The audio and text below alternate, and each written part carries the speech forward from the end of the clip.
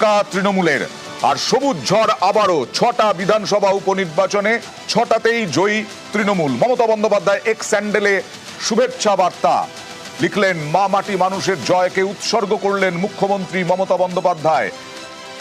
X স্যান্ডেলে post করলেন। কথা বলবো প্রতিনিধি আবিরের সঙ্গে। আবির, দেখো, মমতা বন্দ্যোপাধ্যায় এবং অভিষেক বন্দ্যোপাধ্যায় উভয়ের তরফ থেকে তৃণমূল কংগ্রেসের জয়ের শুভেচ্ছা জানিয়েছেন তাদের দলের কর্মীদেরকে। এবং মমতা বন্দ্যোপাধ্যায় উল্লেখ করেছেন তার এক্স স্যান্ডেলে পোস্টে যে আমরা জমিদার নই, মানুষের পাহারাদার। তুমি দেখো যে লোকসভা নির্বাচনের আগে থেকে বা পঞ্চায়েত নির্বাচনের সময় থেকেও তৃণমূল কংগ্রেসের তরফ থেকে বারবার কেন্দ্রীয় বঞ্চনা নিয়ে সরব হতে হয়েছে তারা। এবং এই কেন্দ্রীয় বঞ্চনা ইস্যু নিয়ে যখনই তারা সরব হতে শুরু করে, যখনই তারা প্রচারে যায়, তখন ক্ষেত্রে হচ্ছে বিজেপি বা কেন্দ্রীয় সরকারকে কার্যত তাদের যে আচরণ সেটাকে জমিদারি আচরণের সঙ্গে তারা তুলনা করত। এবং এই রাজ্যের ক্ষেত্রে দাঁড়িয়ে তৃণমূল কংগ্রেসের ভূমিকাকে, প্রশাসনিক কাজকর্মকে তারা বলতেন যে তারা মানুষের সঙ্গে রয়েছেন এবং মানুষের যে চাহিদা সেটাকে তারা পূরণ করার চেষ্টা করছেন। কার্যত আজকে সেই বক্তব্যই তৃণমূল কংগ্রেসের দুই শীর্ষ নেতা নেত্রীর বক্তব্যে এক্সটেন্ডের পোস্টে উঠে এসছে।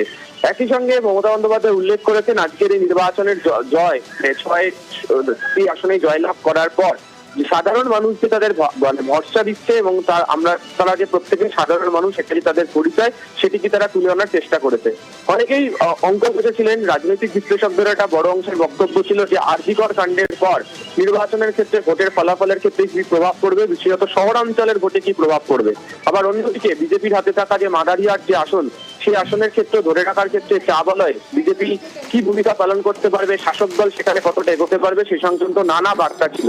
কিন্তু মমতা বন্দ্যোপাধ্যায় এবং অভিষেক বন্দ্যোপাধ্যায় আজকের যে পোস্ট তারা যেখানে উল্লেখ করেছেন, এবং সেখানে বিশেষ করে অভিষেক বন্দ্যোপাধ্যায় মাদারিহাটের প্রসঙ্গের কথা উল্লেখ করেছেন।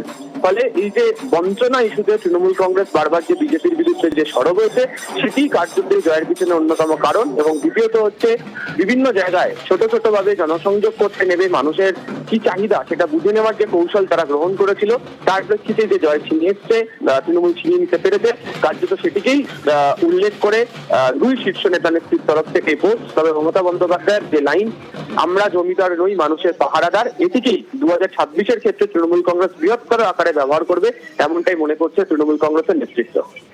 অভিষেক বন্দ্যোপাধ্যায় তিনিও এক্স স্যান্ডেলে পোস্ট করেছেন, জানালেন আমাদের প্রতিনিধি আবির, এবং সেখানেও মাদারিহাট প্রসঙ্গ তুলেছেন অভিষেক বন্দ্যোপাধ্যায়। আর বঞ্চনা, এই বঞ্চনা ইস্যু কিন্তু তোমরাও নিশ্চয়ই বুঝতে পারছো যে মানুষকে বোঝানো হচ্ছে তৃণমূল কেন্দ্রের বিরুদ্ধে বঞ্চনার অভিযোগ, বিজেপির বিরুদ্ধে বঞ্চনার অভিযোগ।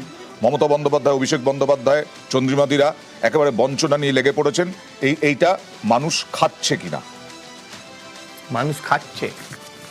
আচ্ছা, আপনি এই নির্বাচনে মানুষ পেলেন কোথায়? আমি এতক্ষণ ধরে সেটাই বুঝে উঠি। মানে মানুষ ভোটই দেয়নি। কোথায় ভোট দিয়েছে তৃণমূলীরা? মানুষ আমি ভাবছেন কি করে? মানে কর্মীদের কথা বলছি, যারা ভোট দখল করে তাদের কথা বলছি। না না, আমি আপনাকে বলি ভোট তো দখলের ভোট, লিকোপ্লাস্টারের ভোট, জনগণ কোথায় এলো এই ভোটে?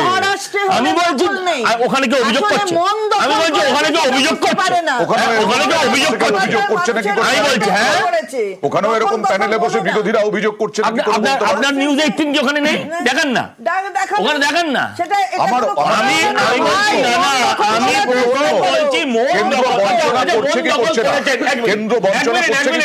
আমি বলছি মন দখল করেছেন, ভালো কথা। কি কারণে মন দখল করেছেন সেটা একটু ব্যাখ্যা করুন। বঞ্চনা না না, বলছি বঞ্চনায় মন দখল। আমি বলছি বিজেপি করলো বঞ্চনা, মন দখল করলো মমতা। এই যে কি লাইন আপনাদের, সত্যি কিউট।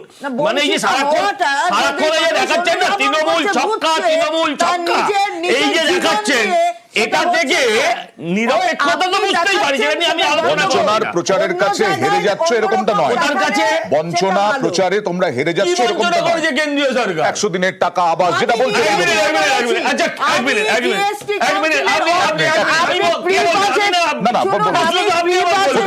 আমি প্রি বাজেট মিটিং যেটা আগের বারে হয়েছিল 2024-এর ভোটার অ্যাকাউন্টস হয়েছে, তারপরে ওরা আসবার পরে প্রি বাজেট মিটিং হয়েছে। আমি মুখ্যমন্ত্রীর নির্দেশে সেই প্রি বাজেট মিটিং এ যা যা বঞ্চনা হয়েছে সেটা বলেছি। সুতরাং বঞ্চনার কথা আমরা কিন্তু বলেছি। কালকে থেকে এক্স হয়ে যাবে না, কখনো নয়, নিজেকে বলেন আমি মুখ্যমন্ত্রী, তাহলে বলো না। আমি বলছি ইঙ্গিত এইভাবে করবে না। আমার মুখ্যমন্ত্রী বলেন আমি স্বাস্থ্যমন্ত্রী, আমি তো স্বাস্থ্যমন্ত্রী নই, আমি অর্থমন্ত্রী বলে বঞ্চনা নিয়ে বারবার শোনো। করছে, মুখ্যমন্ত্রী এখন ব্যাখ্যা দিয়েছে। করছে যে আমি স্বাধীন দায়িত্বপ্রাপ্ত। এইটা কোনো কথা নয়। প্রতিমন্ত্রী এটা কোনো আলোচনার বিষয় নয়। চাকরির প্রশ্ন আছে। আমি চাকরি আপনার করি না। ব্যক্তিগত আক্রমণ নয়, ব্যক্তিগত আক্রমণ নয়। আমি মানুষের সেবা করার জন্য ক্ষেত্র তৈরি করে দিয়েছেন মুখ্যমন্ত্রী। আজকে মুখ্যমন্ত্রী করেছেন বলে তার জন্য মহিলারা অর্থ এই যদি জোর করে আপনারা বলেন আর মন্ত্রী বলে কাউকে বেশি সময় দেন, আমরা রয়েছি, আপনাদের ভালোবাসার কারণে সময় দেন, তাহলে আমরা কথা বলবো। ভালোবাসার কারণে তোমার প্রতিও ভালোবাসা আছে, তোমার প্রতিও ভালোবাসা আছে, সেই কারণে বলছি। চন্দ্রিমা দি, please। অর্থমন্ত্রী দেখি তো, আমি এখানের অর্থমন্ত্রী মুখ্যমন্ত্রী আবার বলছি, আরে আপনি মন্ত্রিত্ব ঢুকে বললেন কেন? আমি তুমি বলছো কেন? আরে ঠিকই বলেছি, অন্যায় কেন? ওকে ওকে ওকে, সজল প্রসঙ্গে এসো, আমি কথা বলতে প্রসঙ্গে এসো। কোথাও যেন মনে হচ্ছে প্রসঙ্গান্তরে চলে যাচ্ছে, অর্থমন্ত্রী বললে তুমি চলে আমার যাচ্ছ, চাকরি কারণ এটা কোনো কথা বলার হলো? নেই নাকি আমি কারো চাকরি বঞ্চনা করি না। একটা আমি এক issue মিনিট, করে আপনি চলছে। বঞ্চনাতে আইলেন তো? বঞ্চনা ইস্যু আপনি বঞ্চনাটা কি ছিল? 100 দিনের টাকা বন্ধ, আবাস যোজনার টাকা বন্ধ, এই তো বঞ্চনা। আচ্ছা আপনি আমায় বলুন তো, 100 দিনের আবাস যোজনার টাকাটা বন্ধ হয়েছে কেন? 100 দিনের টাকাটা বন্ধ হয়েছে কেন? দুর্নীতির জন্য, তাই তো? চন্দ্রিমা দি, কেন্দ্রীয় আসবো, সরকারের আমি আসবো, বক্তব্য, আপনার কাছে হ্যাঁ, আসবো। ওনাকে থামিয়ে রাখুন। কেন্দ্রীয় সরকারের বক্তব্য বলে অনুযায়ী, যাবে, আমি থেমে না না যাবো। কেন? আরে আসছি, আসছি, চন্দ্রিমা দি, আরে আপনি please। বান্দা যেমন নন, অমন মালও আমি নয়। এনে কি বলেন Please, আপনারা? please, please, ভাষা ভাষা সংযত, ভাষা সংযত, প্লিজ। আমার সময় আমি বলবো, আপনার সময় বলুন, আপনি বলো, বলবেন। বলো, বলো। আপনি আমার সময় ঢুকে পড়ছেন। বলো, বলো, বলো। তৃণমূল কি জিনিস সেটা আমি জানি। বলো। আমার যেটা বলার বক্তব্য ছিল যে 100 দিনের কাজ এবং এর কাজে অভিযোগ হচ্ছে দুর্নীতি, বন্ধ হয়ে গেছে। আচ্ছা আজকের দিনে টিভিতে আবাস যোজনা নিয়ে, এখন তো আর কেন্দ্রীয় সরকার দিচ্ছে না, এখন রাজ্য সরকার দিচ্ছে, সেই রাজ্য সরকারের দেওয়া আবাস নিয়ে আপনাদের দুর্নীতির অভিযোগ করছেন না? আপনার টিভি চ্যানেলে দেখাচ্ছেন না? আমি জাস্ট জানতে চাই, রাজ্য সরকারের টাকা মমতা দিকে বলতে হচ্ছে যে আপনারা দিদিকে বলতে ফোন করে অ্যাপ্লাই করুন, আর লোকাল তৃণমূলের নেতারা গিয়ে বলছেন দিদিকে বলতে অ্যাপ্লাই করলে তো যাতে না পায় তার জন্য তারা সুপারিশ করছেন, আন্দোলন করছে, বলছে আমাদের লিস্টটা নিতে হবে। কিসের জন্য? কিসের জন্য? এইটাই তো কথা, যে দুর্নীতি হয়েছে তাই বন্ধ হয়েছে, বঞ্চিত করে থাকলে এই তৃণমূলের নেতারাই ওকে করেছে। ওকে, এবার আমি অতনুর কাছে একবার আসবো। আবাস যোজনা 100 দিনের কাজ বঞ্চনা, এটা তৃণমূলের অ্যাডভান্টেজ কিনা পরিষ্কার একদম বোঝা যাচ্ছে কিনা? গ্রামে গঞ্জে আবাস যোজনা বঞ্চনা, 100 দিনের টাকা বঞ্চনা, এটার অ্যাডভান্টেজ পাচ্ছে কিনা বারবার ভোটে? দেখুন অ্যাডভান্টেজ কিনা জানি না, তবে আবাসের দুর্নীতি নিয়ে কদিন আগে দেখলাম মামলাতে মন্ত্রীকে তাড়া করেছে গ্রামের মহিলারা, আবার দক্ষিণে বঙ্কিমবাবুকে তারই দলের লোকজনরা একদম ঘেরাও টেরাও করে একটা যাতা অবস্থা। এখন মুশকিল হচ্ছে তৃণমূল দুর্নীতি করে বা তৃণমূল যে দুর্নীতিগ্রস্ত, এটা গ্রামেগঞ্জে নতুন করে বলবার কোনো জায়গা নেই। এবার এটা ঠিক তৃণমূলকে বলার যেমন জায়গা করে দেওয়া যাচ্ছে, যে এই বঞ্চনা ইত্যাদি তৃণমূল যেমন বলতে পারছে, আবার উল্টো দিকে এটাও দেখতে পাবেন না তৃণমূল চাইলেই কোর্টে যেতে পারতো সমস্ত কাগজপত্র নিয়ে।